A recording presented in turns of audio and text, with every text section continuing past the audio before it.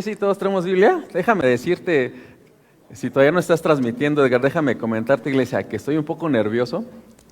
Así que hoy vamos a ver 20 versículos o va a pasar dos cosas. O voy a extender como 3 horas por los nervios, o la vamos a acabar en 30 minutos también por los nervios.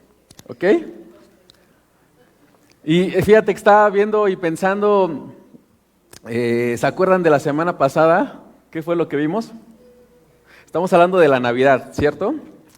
Y pensando en este tema, mucha gente pasa que cuando vienen estos días de Navidad, hay mucha gente que se pone muy alegre.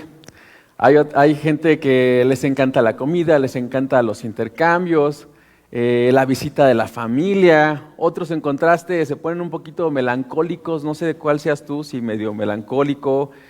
Hay otros que de plano no les gusta, son como el Grinch, ¿no? Y espero que tú no seas como el Grinch. Y pensando en esto, que los que son así como medios Grinch, es porque muchas veces de alguna manera salen sus recuerdos vacíos y su soledad, o recuerdan esos problemas familiares y por eso como que no les gusta la Navidad.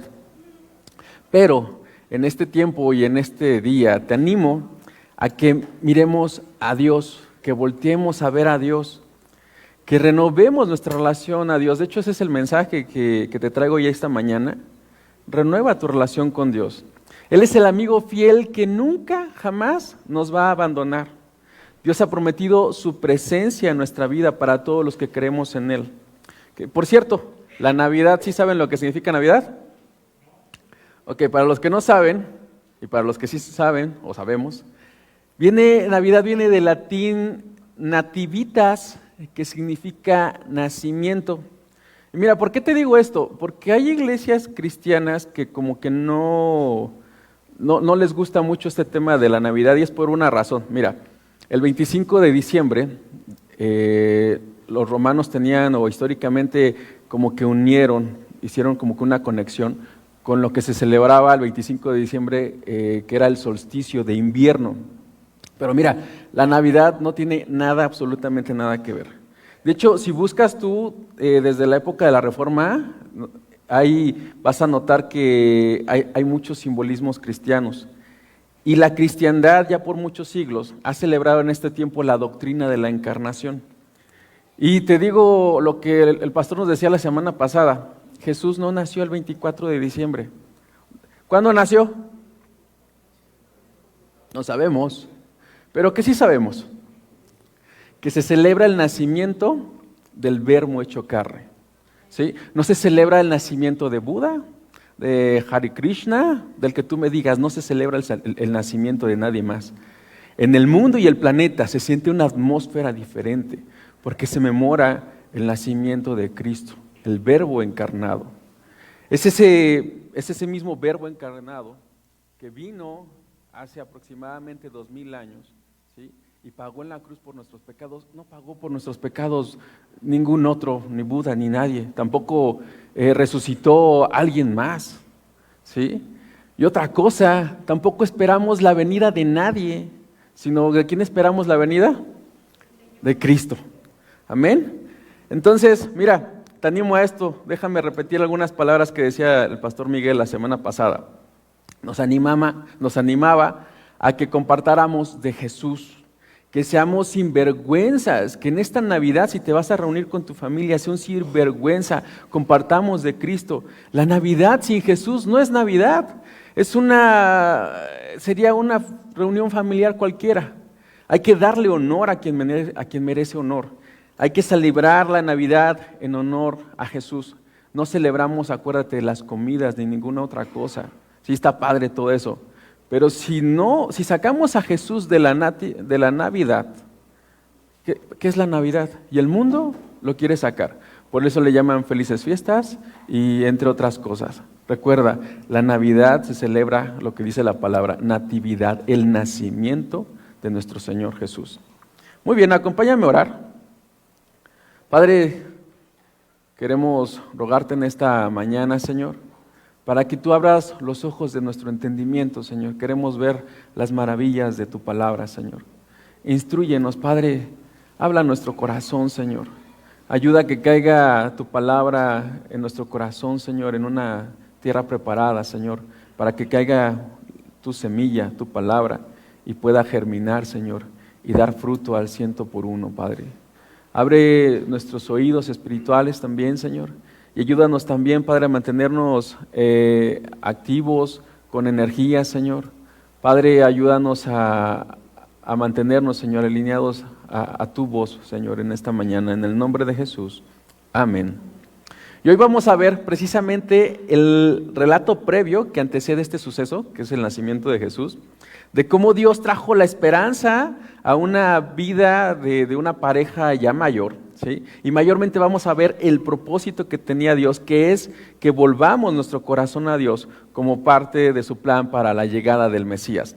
Abre tu Biblia en Lucas capítulo 1 y vamos a leer a partir del versículo 5. Como te comentaba, vamos a ver 20 versículos el día de hoy y pues no los vamos a leer de un jalón, sino nos quedamos dormidos todos. Así que vamos a ir leyendo pasaje por pasaje y vamos a ver algunas reflexiones, ¿ok? Entonces, dice así: hubo en los días de Herodes, rey de Judea, un sacerdote llamado Zacarías, de la clase de Abías. Su mujer era de las hijas de Aarón y se llamaba Elisabet. Ambos eran justos delante de Dios y andaban irreprensibles en todos los mandamientos y las ordenanzas del Señor. Pero no tenían hijo porque Elisabet era estéril y ambos eran ya de edad avanzada. Lucas, como buen historiador, nos quiere ubicar en el contexto histórico, en el tiempo en donde están ocurriendo estos hechos que proceden a la Navidad. Mira, no sé si tienes tu Biblia a la mano, pero nos va a hablar Lucas precisamente de un relato que pasa de Malaquías, incluso Malaquías 4, 5 y 6. No lo tengo ahí, porque mi idea es que usemos la Biblia. Ya hemos tenido la mala costumbre de dos cosas. Y uno es no anotar, ¿sí? Yo admiro mucho a la gente que anota cuando alguien está compartiendo la palabra. Y lo segundo, no perdamos la buena costumbre de tener nuestra Biblia, ¿sí? En serio, la necesitamos y la necesitamos subrayada. Mira, si es de esas Biblias carísimas que no te dan ganas ni de subrayarla, tírala, cómprate una barata que puedas subrayar, una que sí sirva. Bueno, de Zacarías a Mateo hay 400 años de silencio, no había nada, ¿te acuerdas? Del pueblo de Israel, ¿sí? De quien vienen las promesas, eso lo vimos en Romanos, ¿te acuerdas? Y de repente, fíjate, Dios estaba hablando por ángeles, Dios hablaba por sueños, Dios le hablaba a los profetas, había profetas, y de repente pasan silencio total. Dios les da así como de alguna clase de juicio, y pum, se abre un paréntesis de 400 años en silencio. Bueno, para tener el contexto histórico, Herodes fue rey de Judea durante 37 años, desde el año 40 a.C. hasta su muerte, que fue el año 4 de la era de nuestra era. Mira, estos sucesos que nos cuenta Lucas fueron aproximadamente en el año 4 o 5 antes de Cristo. Por cierto, la mayoría de los eruditos dicen que el nacimiento de Jesús fue en el año -4, por ahí apúntale para que te salgan los números. No nació Jesús en el año 0, ¿ok? Y esto por un error del cálculo de un calendario gregoriano, que es el calendario que hoy tenemos, que es el que usamos. Entonces, es el año -4 aproximadamente cuando nació nuestro Señor, y fue precisamente en esta época. De hecho, Jesús y Juan se llevaban algunos meses nada más, acuérdense que eran primos. Entonces, bueno, Herodes era conocido como Herodes el Grande. Era descendiente de los edomitas, era un idumeo, así se le llamaba. ¿Te acuerdas quién era Edom o quiénes eran los ascendientes de Edom? ¿Te acuerdas de Jacob? Tenía 2 hijos, uno era Esaú y el otro era... Muy bien, Jacob. Bien, bueno, este hombre, Herodes el Grande, era descendiente de los hijos de Esaú, era edomita. Y este hombre era conocido como una persona que se caracterizaba porque hizo obras grandes de ingeniería en aquel tiempo, pero también era un hombre que era muy cruel, demasiado cruel. ¿Te acuerdas quién mandó matar a los niños en la época de Jesús, a todos los niños menores de 2 años, fue este hombre. Era un hombre sanguinario. Era un hombre que incluso, solamente por seguir teniendo el poder, mandó matar también a varios de sus propios hijos. También mandó matar a esposas. Era un hombre demasiado cruel, sanguinario, un hombre que seguramente tenía ciertas inseguridades, por eso mandaba a matar gente. Cuando llegaron estos hombres del oriente, ¿te acuerdas qué le preguntaron? Llegaron y venimos a adorar al rey de los judíos. Bueno, era un título que él también tenía, imagínate lo que sintió. Si él era el título que le dieron los romanos, sintió seguramente calambres en los pies, ¿no? Pues, oye, ¿dónde? Yo también quiero adorar, muy astuto, pues díganme dónde está, ¿no? Para ir a adorar. No es cierto, lo quería matar. Bueno, Lucas aquí nos está hablando de un matrimonio. ¿De quién era este matrimonio? Elizabeth con Zacarías. Zacarías significa el Señor ha recordado. Y él era un sacerdote descendiente de la familia de Abías. En el Antiguo Testamento, en Primera de Crónicas 24, para seguirnos poniendo en contexto, el rey David había hecho un rol de cómo debía ser el servicio en el templo. Se dividió, el rey David lo dividió en 24 familias para determinar cómo iban a hacer su orden, y para saber a qué familia le tocaba primero, echaban suertes. Cada orden se encargaba del servicio entero del templo, ¿no? No solamente limpiar, sino no solamente ofrecer incienso, también era el tema de los sacrificios, era el tema de esparcir la sangre, de preparar el carbón y todo lo que se tenía en relación con el templo. Ahí lo vas a encontrar en tu Biblia en Primera de Crónicas 23, 24, para que lo leas allá en casa. Mira, aproximadamente 2 veces al año posiblemente, estoy hablando de gente de verdad con mucha gracia de Dios, ¿sí? Le tocaba aproximadamente 2 veces por familia para poder hacer este servicio. Dice el historiador Fabio Josefo que el servicio empezaba desde la mitad del sábado de la tarde, o sea, era cada 8 días cambiaban la familia que ministraba en el servicio del templo. Y dice este historiador que empezaba de la mitad del sábado hasta el otro sábado a la misma hora. Eran 8 días y entonces los iban cambiando cada uno de ellos, cada familia. Elizabeth, que era la esposa de Zacarías, significa Dios de juramento o el Señor ha jurado. Mira, si juntas esos 2 nombres, vas a encontrar que dice que el Señor ha recordado, prácticamente lo puedes poner así como que el Señor ha recordado su juramento. Vamos a leerlo más adelantito, lo que dice Malaquías 4, 5 y 6. Pero si quieres curiosear, ve abriendo tu Biblia.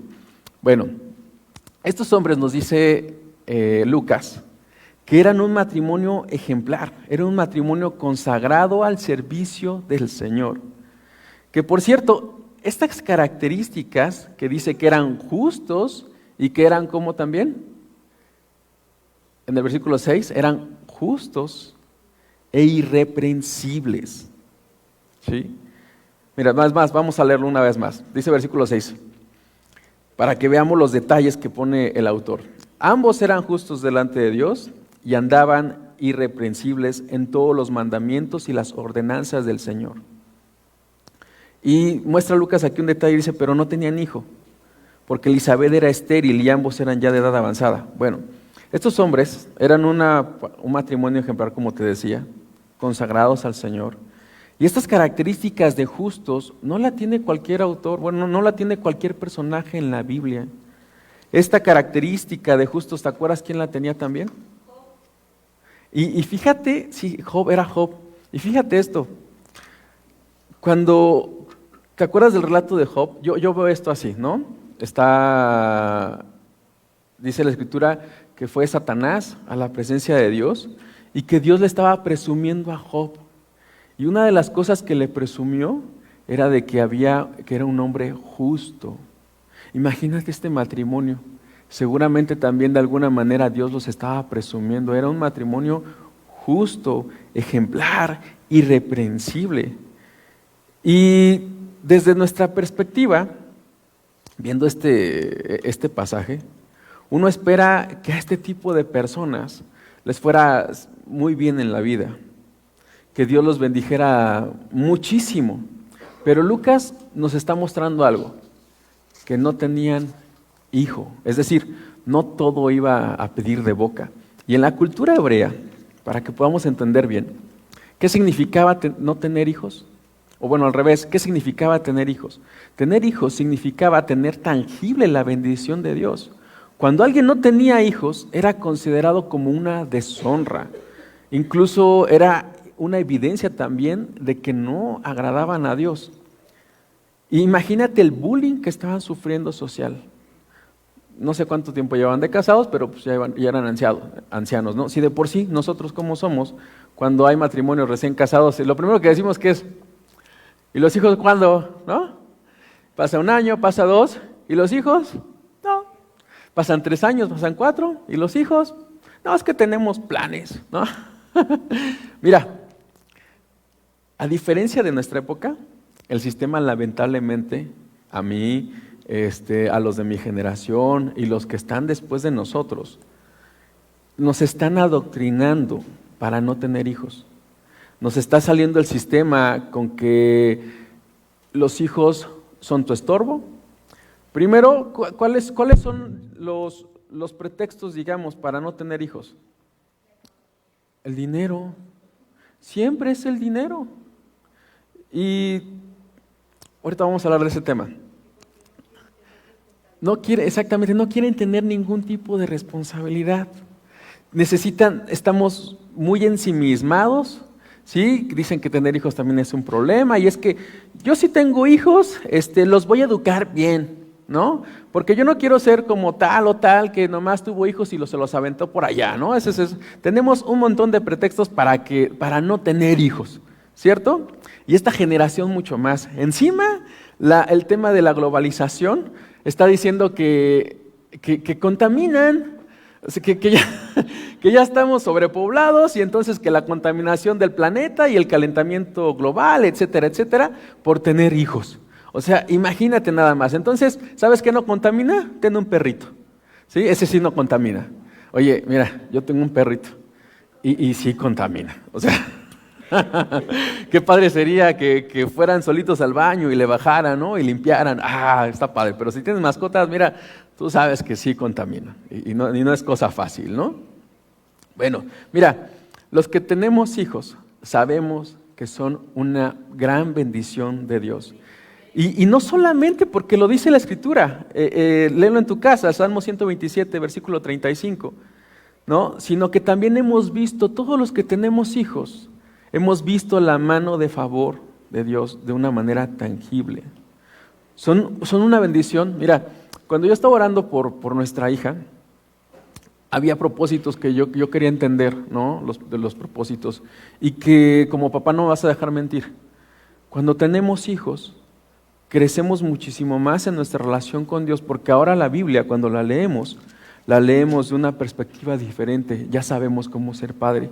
Y cuando leemos la Escritura, cuando Dios nos habla, nos exhorta, nos disciplina como padre a sus hijos, hoy le entendemos, porque también nosotros, tener hijos nos va a ayudar a acercarnos muchísimo más a Dios.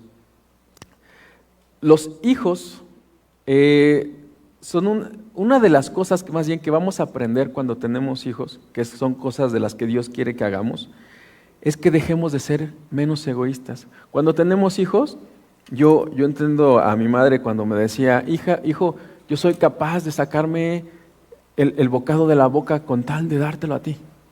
Yo siempre me lo decía cuando me estaba regañando, no sé por qué me sacaba eso, no, todavía no lo entiendo. Yo a mi hija no la regaño así, la regaño de otra manera, pero pues nunca le echo en cara, soy capaz de quitarme el bocado de la boca con tal de dártelo a ti. Sí, es una expresión, no sé por qué así sucede, pero bueno, lo primero que aprendemos es que dejamos de ser egoístas, dejamos de ser ensimismados. Mira, acuérdate de la palabra que dice que más bienaventurado es dar que recibir. Y esa es una de las formas que aprendemos cuando aprendemos a ser menos egoístas, con los hijos va a suceder. ¿Sí? Cuando tenemos cónyuge también, damos, ¿sí? Como varones tenemos una responsabilidad impresionante, ¿sí? Que es la responsabilidad de proveer, ¿no? Y bueno, no voy a dar detalles, pero la verdad es que si en algún momento de nuestra vida éramos egoístas, en el momento en que nos casamos y tenemos hijos, dejamos de serlo. Es el momento cuando pensamos en alguien más. Y verdaderamente cuando pensamos en alguien más, ponemos en práctica lo que acabo de comentar, que más bienaventurado es dar que recibir. Y mira, no es eso. He escuchado también que los niños traen torta bajo el brazo, pero no es que sea así, sino la realidad es que Dios nos bendice. Mira, ¿por qué digo esto? Porque hay muchos matrimonios jóvenes que todavía no quieren tener hijos, ¿sí? Porque se tiene este pretexto de que no hay dinero y da miedo de verdad. Pero mira, Dios bendice, Dios no nos va a dejar. Déjame contarte rápido un testimonio. Sí. Cuando mi esposa estaba embarazada, nosotros estábamos en Colombia.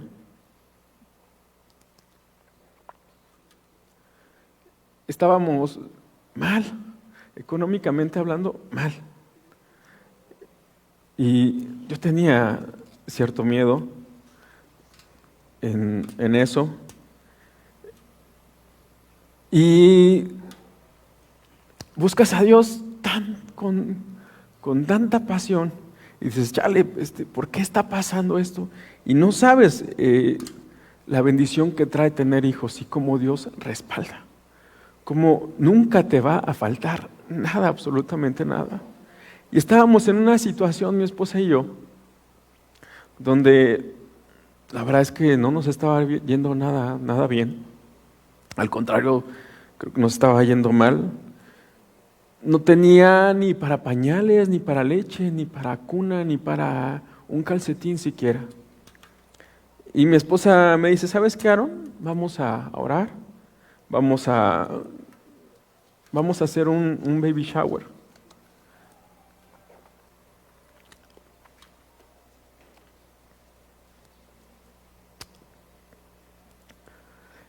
Y vamos a invitar a la iglesia. Y fíjate que vi tanto la mano de Dios ahí, vi tanto el corazón de la iglesia.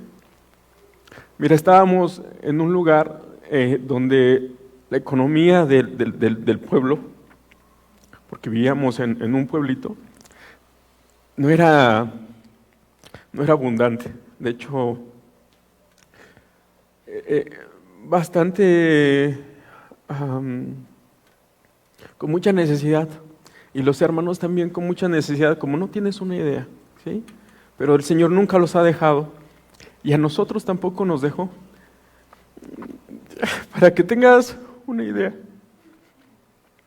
teníamos un cuarto chiquito, más o menos como por aquí así. Fueron tantos los regalos, fue tanto la bendición de Dios, que en toda la vida de nuestra hija que necesitó pañales, nunca le compré un pañal.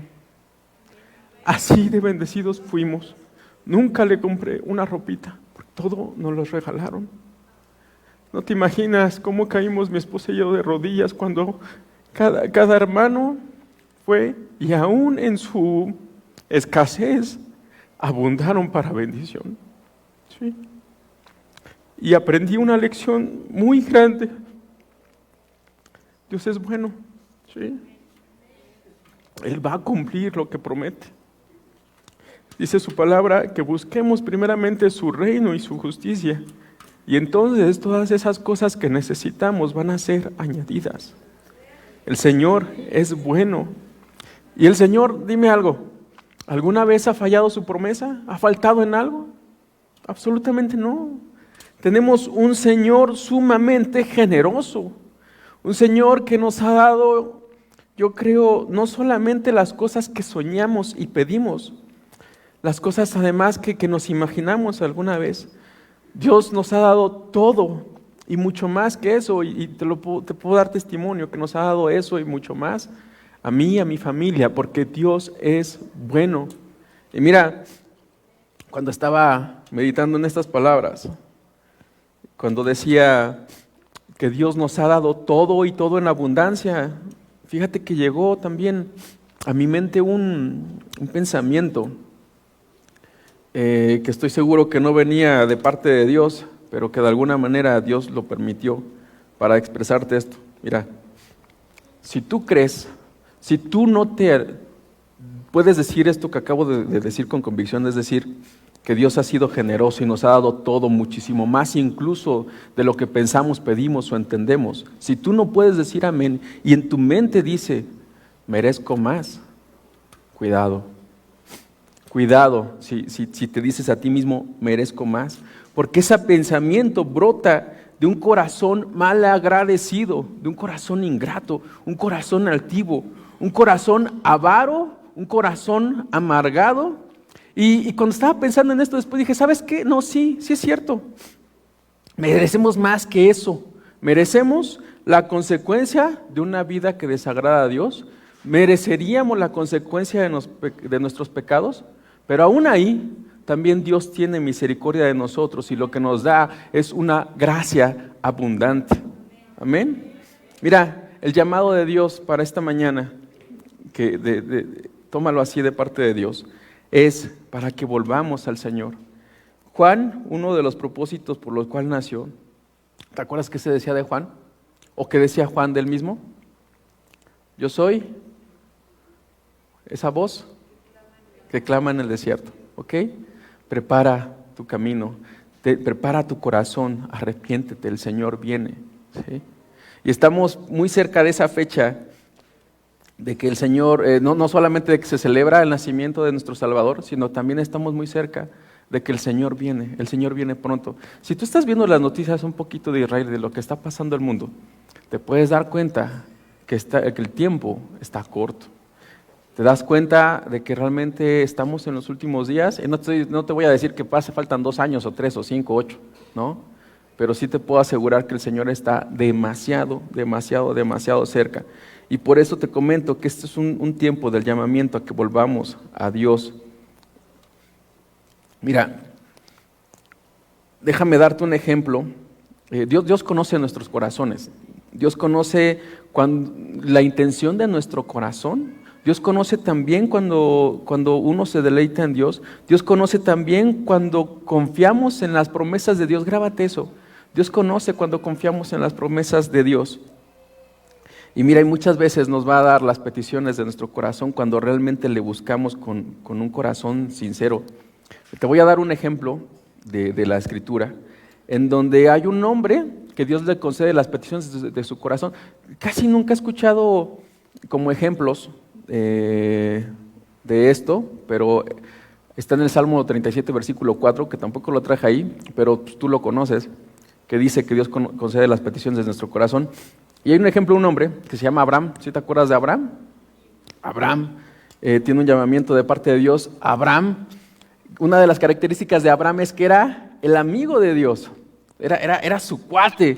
¿Te imaginas así tener amigo de Dios? Abraham tenía un sobrino. ¿Te acuerdas cómo se llamaba? Lot. Bueno, Abraham, Lot crecieron, Dios los bendijo muchos a ambos y entonces se separaron y Lot decidió irse a Sodoma y Abraham agarró por otro lado. Entonces va Dios con Abraham y le cuenta los planes que tiene. Impresionante que Dios le puede consultar a un hombre antes de hacer cualquier cosa. Imagínate la intimidad que tenía Abraham y también esa intimidad. Una de las promesas que tenemos de Jesús es que Jesús nos va a llamar también nuestros amigos, pero es una promesa condicionada, ¿ok? Lo vamos a ver al final. Bueno, entonces Dios le dice a Abraham, ¿sabes qué? Voy a destruir a Sodoma y Gomorra, ¿qué onda? ¿Qué piensas? Y entonces Abraham le contesta a Dios, oye Dios, pero ¿y si hubiera 50 justos? No hay bronca, si hay 50 justos, los perdono. Y Abraham le dice, oye, ¿y si hubiera 40? También los perdono. Abraham le vuelve a decir, oye Dios, ¿y si hubiera 30? También los perdono. Señor, no te enojes conmigo, pero si hubiera 20, también los perdono. Señor, tenme paciencia, no me castigues, por favor. Y si solo hubiera 10, aún por los 10, le contestó el Señor, perdonaré a la ciudad entera. Eso está en Génesis 18 y 19. Y mira, a mí me extraña, pero quiero que veas el corazón de Abraham. ¿Cuál era la intención de Abraham, si somos honestos?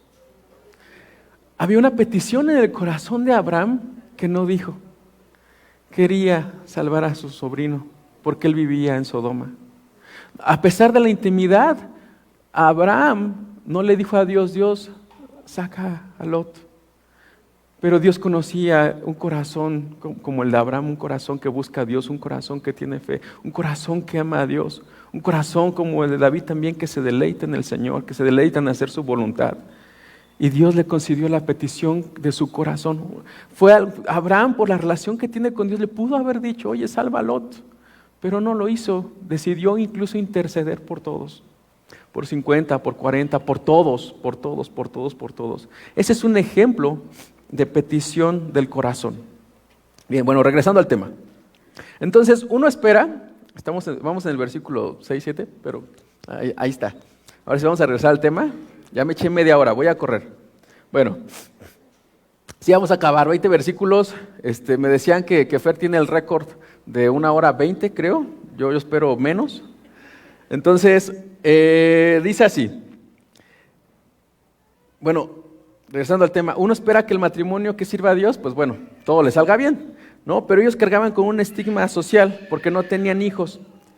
Mira, dice así, aconteció que ejerciendo Zacarías el sacerdocio delante de Dios, según el orden de su clase, conforme a la costumbre del sacerdocio, le tocó por suerte ofrecer incienso. Entrando en el santuario del Señor, y toda la multitud del pueblo estaba fuera orando a la hora del incienso.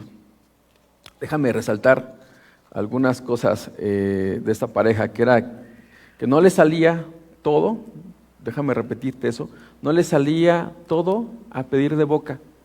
Pero ¿qué hacía esta pareja? Se mantenían firmes y fieles.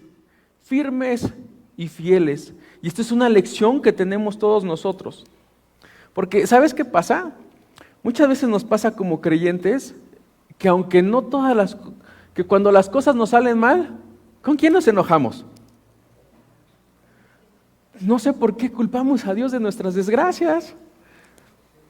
Y cuando estamos bien, decimos, vamos a agradar a Dios, pero ¿sabes qué? La verdad es que eso tampoco es verdad. Porque cuando estamos bien, de la persona que menos nos acordamos, es de Dios. Porque cuando no teníamos trabajo y llorábamos y nos enojábamos con Dios y hacíamos berrinche porque decíamos, no tengo trabajo, Dios, Dios nos da trabajo y entonces nos da la bendición. ¿Y qué pasa? Que no tenemos tiempo para orar.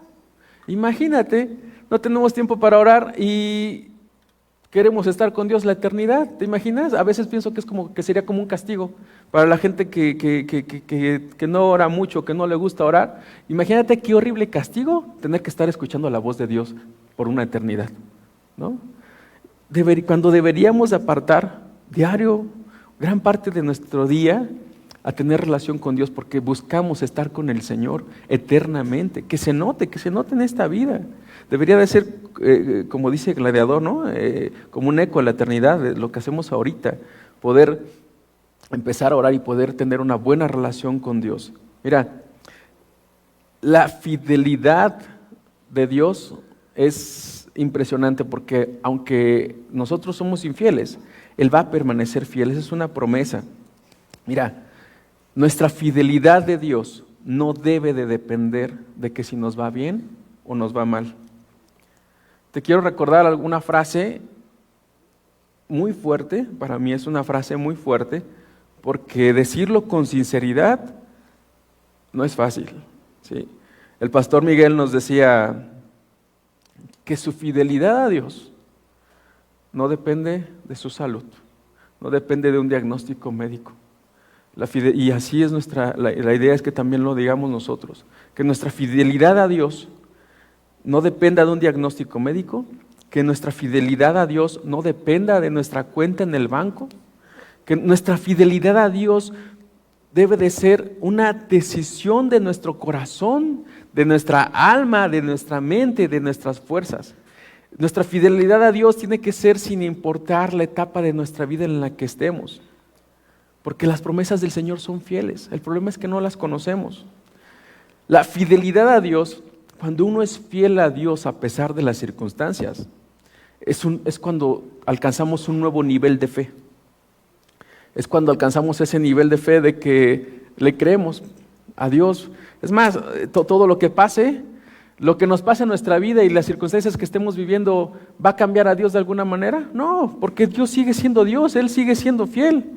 Muchas veces va a haber respuestas de oración que nos gustan, otras no, pero eso, Dios sigue siendo bueno. ¿Hay algo que cambie a Dios su sustancia? Él sigue siendo bueno.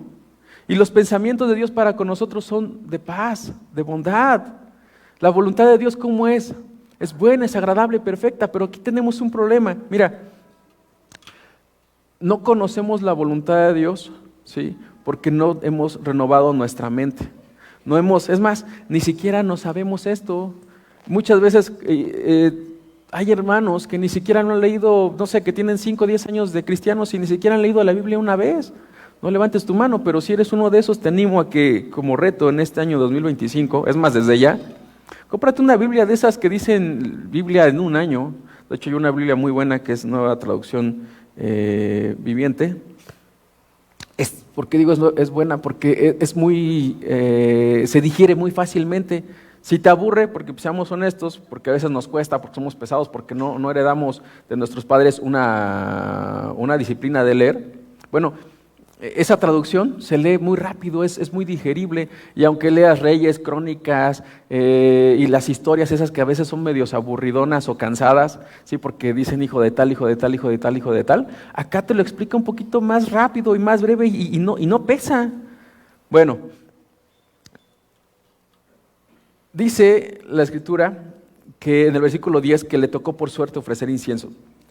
Y te decía, era muy probable para este hombre Zacarías, que quizás era la única vez en su vida que iba a tener la oportunidad de acercarse al lugar santo. Porque mira, dicen los historiadores que en esa época había aproximadamente 20,000 sacerdotes y echaban suertes de cada familia, 24 familias, 2 familias aproximadamente, si sacas cuentas, les tocaba por año, y de esas familias había 20,000 personas. Entonces, para que le tocara a Zacarías, no era fácil, la verdad es que era bastante difícil. ¿Qué quiere decir esto? Que no hay casualidades en la vida. Versículo 11, ya le voy a meter turbo, dice, y se le apareció un ángel del Señor puesto en pie a la derecha del altar del incienso, y se turbó el corazón de Zacarías al verle, y le sobrecogió el temor. Pero el ángel le dijo a Zacarías, no temas, porque tu oración ha sido oída, y tu mujer Elizabeth te dará a luz un hijo, y llamarás su nombre Juan. Este ángel que se le apareció a Zacarías no es un ángel de esos como que pintan los muñequitos, no es un ángel acá como Cupido, ¿no? Que de forma romántica, no es un bebé desnudo con alas tampoco. Este ángel era una forma gloriosa, una forma temerosa, una forma de una criatura increíble, como la mayoría de los ángeles en la Biblia. Y lo primero que este ángel le tiene que decir en su contacto humano es lo que, te repito, la mayoría de los ángeles decían, es no temas, porque seguramente pues da miedo. Imagínate, se nos aparece un ángel y pues da miedo, ¿no? Y claro, Zacarías va a reaccionar de una forma natural como cualquiera de nosotros. Lo segundo que le dice este ángel es, tu oración ha sido oída. Piensa en esto, ¿cuántas veces habrán orado Zacarías y Elizabeth por un hijo? Muchas, más todas las que les recordaban. No, porque imagínate cómo los llamaban. Bueno, esto no está en la Escritura, pero estoy pensando, pues imagínate cómo los llamaban. O a lo mejor la gente hasta allá les tenía lástima, ¿no? Y ellos seguían fieles a Dios, tenían que vivir con ese bullying y seguían fieles a Dios, fieles a Dios, fieles a Dios. Mira, y esta Escritura nos enseña algo bien importante. Te repito, iglesia, vale la pena orar. Vale la pena orar. Mira, tenemos un Dios que oye nuestras oraciones, que está atento a nuestras oraciones. Quizás no tenemos respuestas instantáneas o quizás no tenemos la respuesta que Dios quiere, que nosotros queremos, pero sin duda el Señor va a escuchar nuestras oraciones. Y mira, y hay veces que cuando no podemos ni siquiera orar, sino que se nos salen lágrimas, Dios también escucha, dicen los salmos que Dios también escucha nuestras lágrimas. Si no sabías eso, bueno, lee los salmos, no te voy a decir en cuál está para que lo busques. ¿Sí? Tu oración del corazón, el Señor no la va a rechazar. Incluso acuérdate del relato de la viuda. Había una viuda muy cansona, ¿sí? Que iba al juez y una y otra vez y al final le hicieron justicia. No, bien, vale la pena derramar nuestro corazón delante del Señor con toda confianza. Dice el versículo, y tu mujer Elizabeth te dará a luz un hijo y llamarás su nombre Juan. Juan significa el Señor es favorable o el Señor es dador de gracia. Sigamos versículo 14. Dice, y tendrás gozo y alegría, y muchos se regocijarán de su nacimiento, porque será grande delante de Dios, no beberá vino ni sidra, y será lleno del Espíritu Santo, aún desde el vientre de su madre. Y hará que muchos de los hijos de Israel se conviertan al Señor, Dios de ellos, e irá delante de él con el espíritu y el poder de Elías, para hacer volver los corazones de los padres, ahí subraya eso en tu Biblia, para hacer volver los corazones de los padres a los hijos y de los rebeldes a la prudencia de los justos, para preparar al Señor un pueblo bien dispuesto. Subraya esa palabra que dice bien dispuesto. Bien dispuesto en el griego la traducción sería como estar preparados completamente. Este ángel les va a anticipar las bendiciones que Dios va a traer a este matrimonio. También les va a compartir los planes que Dios tiene para este niño. Les dice que va a ser grande delante de Dios, que va a ser lleno del Espíritu Santo, y Dios lo iba a usar ¿para qué? Para volver el corazón de un pueblo endurecido hacia el Señor.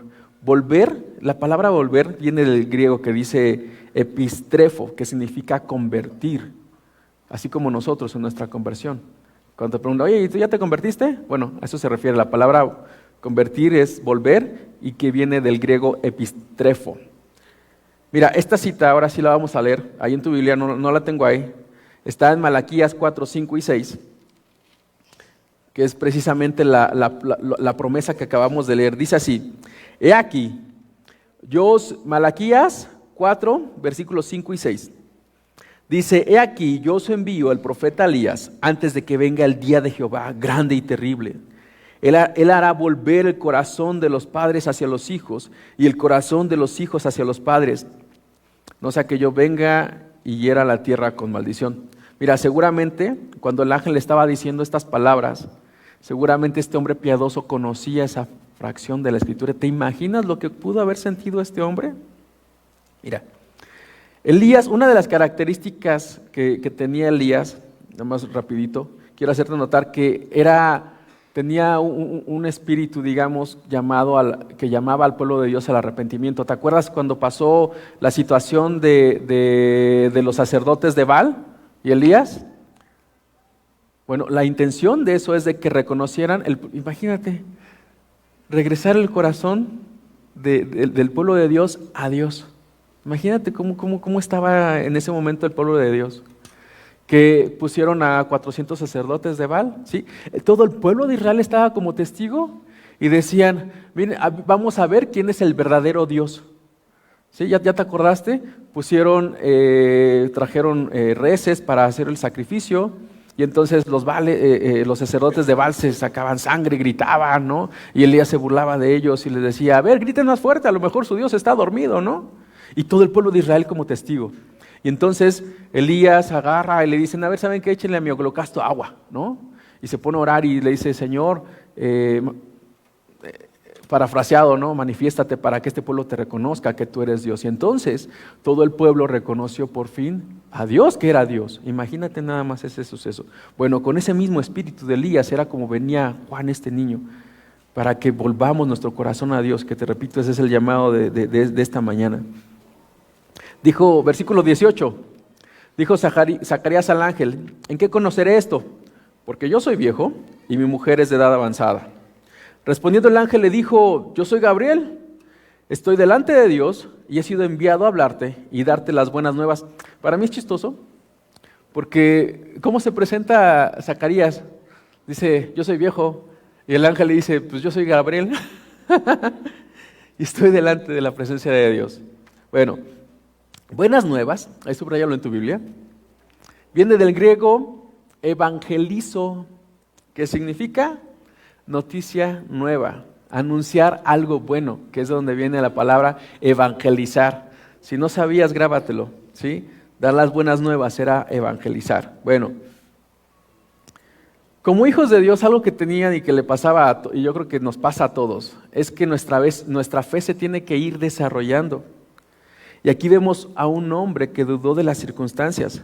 Y muchas veces nos puede pasar a nosotros también lo mismo, porque a veces oramos y vamos por la vida viendo nuestras propias circunstancias, y entonces nos falta esa fe, porque ignoramos el poder de Dios, porque ignoramos el poder de la oración, porque ignoramos cómo es Él, porque ignoramos sus promesas, porque déjame decirte algo, cuando nos acercamos a Dios, nos vamos a acercar a un mundo sobrenatural, nos vamos a acercar al mundo imposible. Por eso es importante creer lo que Dios dice. Las promesas de Dios nunca van a cambiar a pesar de que las creamos o no. Lo que Dios dijo, Dios lo va a cumplir. Debemos ejercer la fe en aquellas cosas que ante nuestros ojos son imposibles. Grábate esto, la fe puede tener dudas, pero eso no va a cancelar los planes de Dios. Es más, apúntalo ahí, lo voy a repetir. La fe puede tener dudas, pero eso no va a cancelar los planes de Dios. Versículo 20. Y entonces, dice la Escritura, y ahora quedarás mudo y no podrás hablar hasta el día en que esto se haga. Por cuanto no creíste mis palabras, las cuales se cumplirán a su tiempo. Y dice la Escritura más adelante, que creemos que no solamente quedó mudo Zacarías, sino seguramente también quedó sordo.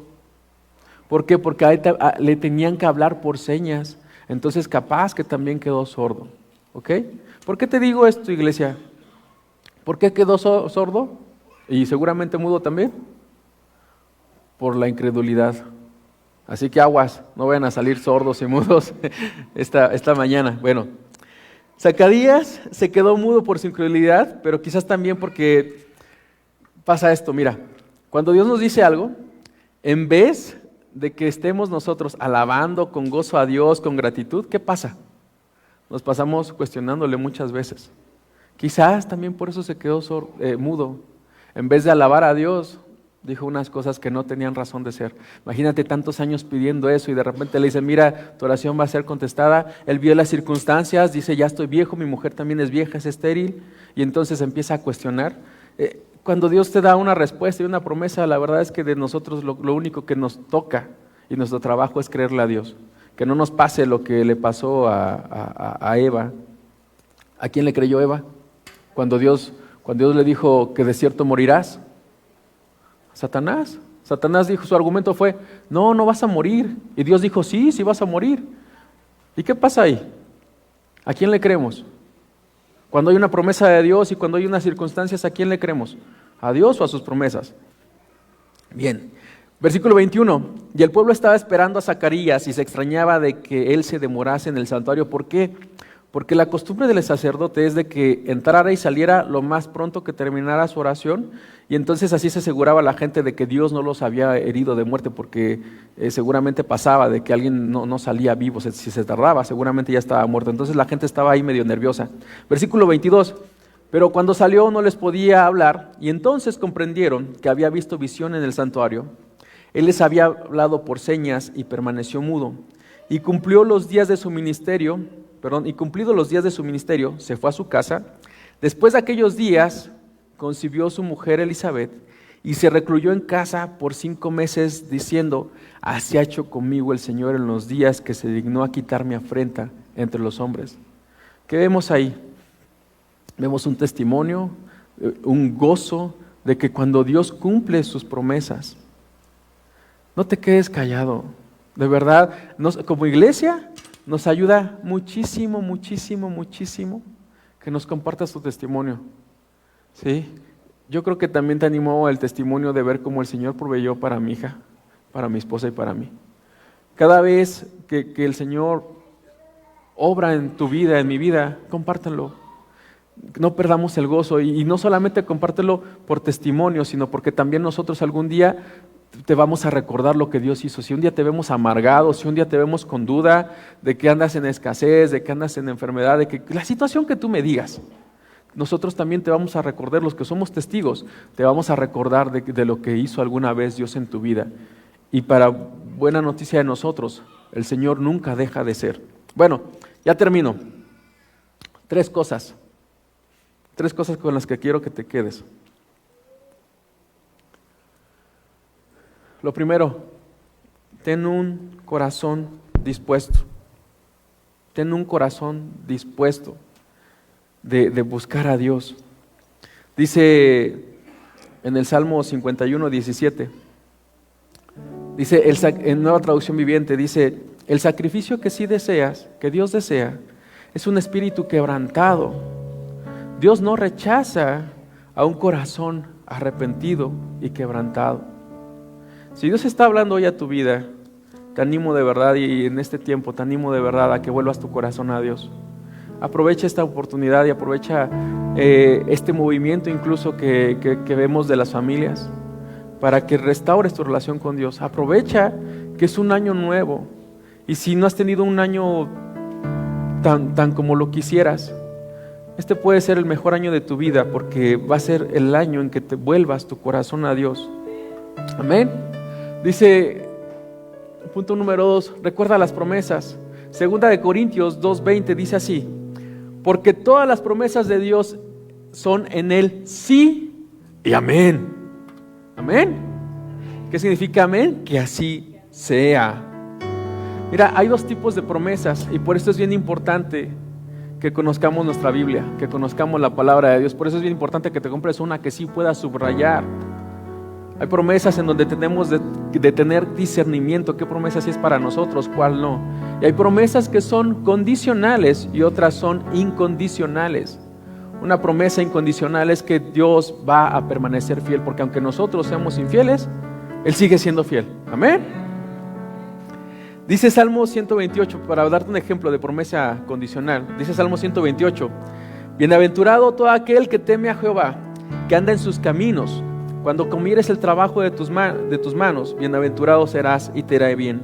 Tu mujer será como vid que lleva fruto a los lados de tu casa, tus hijos como plantas de olivo alrededor de tu mesa. He aquí, que así será bendecido el hombre que teme a Jehová. Hay una condición para ser así de prosperado. ¿A poco no queremos todos ser bendecidos y prosperados en nuestros caminos y que todo lo que hagamos nos salga bien? Temamos a Dios. Y cuando temamos a Dios, todas estas cosas y todo nos va a salir bien, porque Dios así lo dice. El problema es que no tememos a Dios. Ahí es un grave problema en nuestras vidas. Sus promesas, apúntalo por favor, en el Salmo 119, versículo 50. Tú que estás apuntando, apúntalo. Nueva Traducción Viviente, grábatelo, escríbetelo en tu mente, en tu corazón, tállatelo. Ayer un chico en la noche me decía: oye Aarón, ¿y es pecado tatuarse? Bueno, mi respuesta fue, se quería hacer un tatuaje de un versículo. Le digo: mira, tatúate la palabra del Señor en tu corazón. Y esta es una de las cosas que te debes de tatuar. Dice Salmo 119, versículo 50, Nueva Traducción Viviente: tu promesa renueva mis fuerzas, me consuela de todas mis dificultades. Cuando estés cansado, cuando no tengas fuerza, recuerda las promesas del Señor, porque ellas serán tu fuerza. Ellos serán los que te va a consolar de las dificultades. Y para terminar, obedezcamos a Dios. Ya, 1 Samuel 15, 22 le decía a Saúl, le dijo: se complace Jehová tanto en los holocaustos y víctimas como en que se obedezca las palabras de Jehová. Esa es una pregunta que le hacía. Samuel contestó a sí mismo, dice: ciertamente el obedecer es mejor que los sacrificios, Y el prestar atención es mucho mejor que la grosura de los carneros. Porque como pecado de adivinación es la rebelión, y como ídolos e idolatría es la obstinación. Dice, por cuanto tú desechaste la palabra del Señor. En este caso, este hombre, Saúl, el Señor también lo desechó. Así que vamos a orar. Padre, gracias por ser tan bueno. Gracias por amarnos tanto. Gracias, Señor, por que tú quieres que volvamos nuestro corazón a ti, Señor. Padre, y si en esta mañana uno de mis hermanos, Señor, tiene la necesidad de reconciliarse contigo, te ruego, Padre, abrázale, sosténle, Señor. Muéstrale que en ti hay misericordia y hay perdón abundante, Señor. Perdona nuestra negligencia, perdona nuestra falta de amor y pasión por ti, Señor. Y Padre, tus palabras sabemos que son sí en ti, Señor, y amén en ti. Ayúdanos a conocerte, Señor, ayúdanos a conocer tu palabra, Señor. Padre, renueva nuestras fuerzas con tus promesas, Señor. Consuélanos, Padre, con tus promesas de todas nuestras dificultades. Y danos un corazón, Señor, que se complazca en obedecerte, en temerte y en honrarte, Señor. Padre, bendice tu iglesia, Señor, y ayúdanos cada día, Señor, a tener una relación contigo correcta. En el nombre de Jesús. Amén. Gracias.